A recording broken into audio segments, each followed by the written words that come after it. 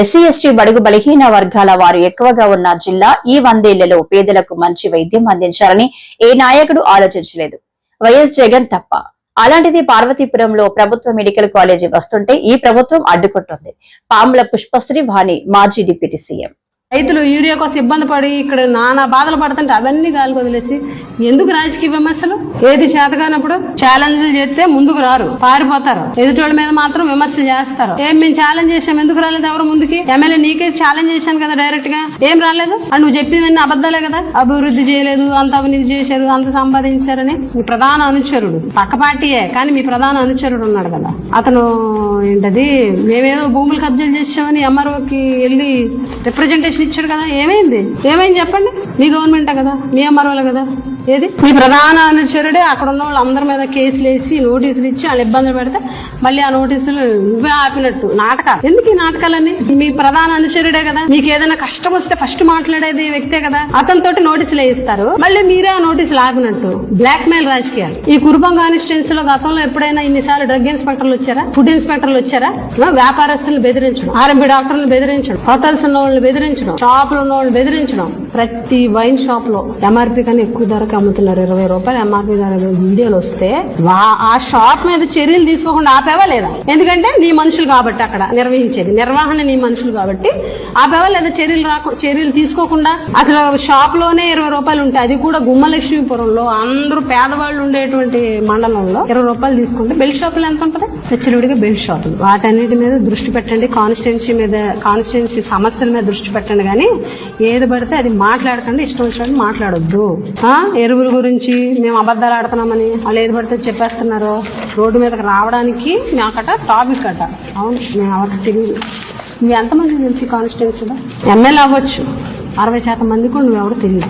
Road మీద రావడానికి మేము ఏదో ఎత్తుకొని వస్తున్నామా? స్క్రిప్ట్ ఇచ్చేవాళ్ళు కరెక్ట్ గా ఇమ్మని చెప్తాను, లేదా స్క్రిప్ట్ జాగ్రత్త చదువు.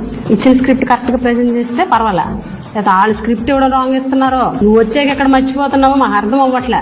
15 నెలలైంది గెలిచి, 15. ఇంకా గత పాలకులేనా? మీకేం చేత కదా, మీకేం రాదా? ఇప్పటికైనా కాన్స్టిట్యున్సీ ఇష్యూస్ మీద దృష్టి పెట్టండి, మా మీద విమర్శలు ఆపేసి. ఇప్పుడు నేపాల్లో జరిగే సంఘటనకి గత వైసీపీ పాలకులు ఏం చేస్తారు? గత వైసీపీ పాలకులు ఏం మాట్లాడలేదు అని అంటుంది ఆవిడ. దీనికేం సమాధానం చెప్పాలి? ఇప్పుడు జరిగిన సంఘటన గత వైసీపీ పాలకులు ఎలా స్పందిస్తారో, ఇప్పుడు వైసీపీ నాయకులు అంటే ఒక అర్థం ఉంది, గత వైసీపీ పాలకులేంటి నవ్వుతున్నారు. ఈవిడిగా ఓట్లేసింది, ఈవిడిగా గెలిపించింది అని నవ్వుతున్నారు. మాట్లాడడం నేర్చుకోండి, డబడబడబ అరిసేయడం కాదు, ఆవేశంతో ఊగిపోవడం కాదు, ఏది పడితే అది మాట్లాడడం కాదు. సబ్జెక్ట్ తో మాట్లాడండి, ఏది పడితే అది మాట్లాడకండి. కట్ అండ్ పేస్ట్ లేకుండా, ఎడిటింగ్ లేకుండా ఒక వీడియో చేయగలరా? ఒక ప్రెస్ మీట్ ఇవ్వగలరా? మీ ప్రెస్ మీట్ ని మీరే మీ పేజ్ లో పోస్ట్ చేసుకోగలరా? ఎందుకు మాట్లాడతారు? మీకు ప్రజలు అవకాశం ఇచ్చారు, చేయండి. అంతేగాని మా మీద మధ్యలో పడి ఎందుకు ఆడడం? ప్రతి దాంట్లో గత వైసీపీ పాలకులు ఎందుకు? మీకు అవకాశం వచ్చింది, మీరు చేయండి. కురుపం కాన్స్టిట్యున్సీలో చాలా ఇష్యూస్ ఉన్నాయి. ఏనుగుల ఇష్యూ ఉంది, ఏది కుంకి ఏనుగులు అన్నారు, వచ్చేస్తున్నాయి 2 ఏనుగులు అన్నారు, ఏది పుట్టి సోది మాట్లాడతారు, వచ్చి అబద్ధాలు చెప్పమంటే చెప్తారు. యథా రాజా తదా ప్రజ అన్నట్టు మీ నాయకుల్లాగే ఉన్నారు మీరు కూడా. పూర్ణపాడు ఏమైంది? పూర్ణపాడు లాబేసు వంతెన గురించి మొన్న 1,80,00,000 అంతా రివైజ్ చేశారు. జనరల్ గా ఎస్ఎస్ఆర్ రేట్స్ పెరిగినప్పుడు ఎస్టిమేషన్ అనేది రివైజ్ అవుతుంది. అందులోనూ ఎవరు కాంట్రాక్టర్లు 3 సార్లు టెండర్ పిలిచినా ఎవరు రాకపోయేసరికి ఎస్టిమేషన్ అనేది రివైజ్ చేసి 1,80,00,000 రివైజ్ చేసి దాని ఎస్టిమేషన్ పెంచారు. దానికి మేము తెచ్చాం 15,80,00,000 మేమే తెచ్చాము అని చెప్పేసి గొప్పలు. మీరు తెచ్చింది ఇప్పుడు రివైజ్ చేసింది 1,80,00,000. మొన్నటిదాకా అయిపోయింది, వచ్చేస్తుంది, కట్టేస్తున్నారు, అయిపోయింది అన్నట్టు చెప్పారు. ఏది ఎక్కడ? కాన్స్టిట్యున్సీ ఇష్యూస్ మీద దృష్టి పెట్టండి. ఇన్ని హాస్పిటల్స్ ఉన్నాయి, భద్రగిరి సిహెచ్సి ఉంది. ఎలక్షన్ కి ముందు గతంలో మా ప్రభుత్వంలో 8 మంది స్టాఫ్ డాక్టర్స్ ఉన్నారు. ఈ రోజు ఎంత మంది ఉన్నారు? భద్రగిరి సిహెచ్సిలో 3 ఉన్నారు. 8 మంది ఎక్కడ? 3 ఎక్కడ? డిప్యుటేషన్స్ మీద కొంతమంది, ట్రాన్స్ఫర్స్ మీద కొంతమంది. మీ ఇంటి పక్కనే హాస్పిటల్, ఆ హాస్పిటల్ లో స్టాఫ్ లేరు. ముందు దాని మీద దృష్టి పెట్టు. కురుపం సిహెచ్సి ఓపెన్ చేసేద్దాం అని చెప్పేసి డప్పాలు పలిగారు కదా మొన్న మంత్రి. మీరు చూస్తాం 3 months లో ఓపెన్ చేసేస్తామన్నారు కదా మంత్రి. చూస్తాం ఎంతవరకు ఓపెన్ చేస్తారు. కంప్లీట్ అయిపోయి చిన్న మౌలిక వసతులు పూర్తి చేసి ఆ సిహెచ్సిని, ఆ ఎక్స్టర్నల్ బిల్డింగ్ ని ప్రజలకు అందించడం చేత కాదు కానీ మా మీద విమర్శలు చేస్తారు మీరు. ఈ చిన్నమేరంగ హాస్పిటల్ ఇది ఒక పెద్ద రాజకీయం అయిపోయింది. ఇక్కడికి చిన్నమేరంగ హాస్పిటల్ మా సొంత హాస్పిటల్ అని చెప్పి ఇక్కడికి వచ్చేసి మందిని వేసుకొని వచ్చి అక్కడికి వచ్చి మీటింగ్, సిహెచ్సిలో మీటింగ్ హెచ్డిఎస్ మీటింగ్ అంటే ఏంటి? ఆ హాస్పిటల్కి సంబంధించినటువంటి అభివృద్ధి నిధులు ఎంతవరకు ఖర్చు పెట్టారు, ఏది ఎంత ఖర్చు పెడతారు, ఏంటి అసలు ఏం చేశారు, ఇది మానేసి ఫలానా వాళ్ళు వస్తారు వాళ్ళని మీరు గౌరవించరు, ఫలానా వాళ్ళు వస్తారు వాళ్ళని మీరు కూర్చోబెట్టరు, నెత్తి మీదకి ఎక్కించుకోరు. ఏంటిది రాజకీయమా? చిన్నమేరంగ హాస్పిటల్ ఎప్పుడైనా ఈ రాజకీయాలు ఉన్నాయా? దరిద్రంగా తయారు చేశారు మీరు. హాస్పిటల్ ఈ రోజు ఎంతమంది స్టాఫ్ ఉన్నారు? ఎలక్షన్ ముందు ఎంతమంది ఉన్నారు? ఇప్పుడు ఎంతమంది ఉన్నారు? 3 ఉన్నారు. మిగిలిన వాళ్ళు ముందు స్టాఫ్ మీద దృష్టి పెట్టండి. డాక్టర్స్ వెళ్ళిపోతున్నారు, దాని మీద దృష్టి పెట్టండి. కనీసం ఎనస్థీషనిస్ట్ కానీ, పీడియాట్రిషియన్ కానీ, జనరల్ మెడిసిన్ కానీ లేరు. పీడియాట్రిషియన్ లేకపోవడం ఏంటి? చిన్నపిల్లల డాక్టర్ లేకపోవడం ఏంటి?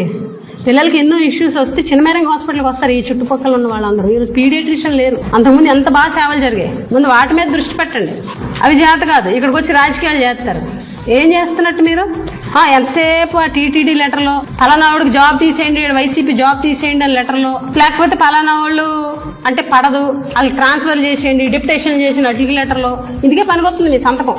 టీటీడీ లెటర్లు అమ్ముకోవడానికి, ఫలానా వాళ్ళకి ఉద్యోగాలు కడుపులు కొట్టి ఉద్యోగాలు తీసేయడానికి మీ లెటర్లో ట్రాన్స్ఫర్ చేసేయండి అని చెప్పేసి పాపం వికలాంగులు అని కూడా కనీసం కనికరం లేకుండా ఇక్కడ వాళ్ళు తీసుకెళ్ళి ఎక్కడో కొమరాడు అవతల కుంతేసు పూడేసు కక్ష సాధింపులు చేయడం, శిలాఫలకాలు పగలగొట్టడం, ఇదే మీకు చేతనైంది. అంతకుమించి మీరు ఏం చేయగలరు? అంతేగాని పదవి వచ్చిన తర్వాత కొన్ని శంకుస్థాపన చేశామే, రోడ్లు ఆగిపోయినాయి, ఆ రోడ్లు ఎందుకు ఆగినాయి, దానికి ఏం చేయాలా, ఏ అధికారితో మాట్లాడాలి, ఎవరితో మాట్లాడాలి, త్వరగా కంప్లీట్ చేయాలి, అది దృష్టి లేదు.